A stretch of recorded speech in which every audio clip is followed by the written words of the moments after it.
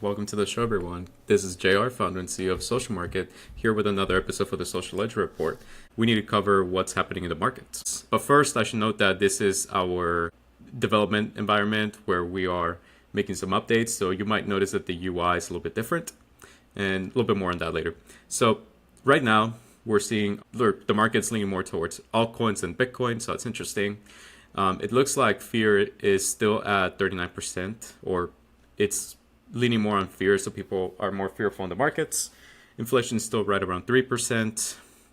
The assets here, traditional assets, looking at the S&P 500, it's at 6,460. And we have the Dow Jones sitting at $456. And then as for NASDAQ or QQQ index, we're looking at $570. And the price of gold right now, it's sitting at $3,407. So this is kind of just the overview.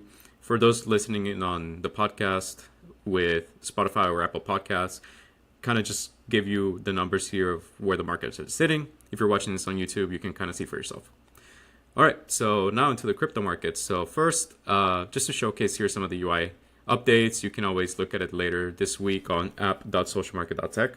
We released our new updated website at socialmarket.tech. You can go ahead and look at it whenever you want. But anyways, the price of Bitcoin right now, sitting at about $109,071. And we're seeing, as of the last 5 days, it peaked at 114,000. It's now sitting at about 109,000. I know there were a few articles on Twitter or X, and Michael Saylor were saying that, hey, Bitcoin is decreasing in price, so you can go ahead and buy it while it's on sale.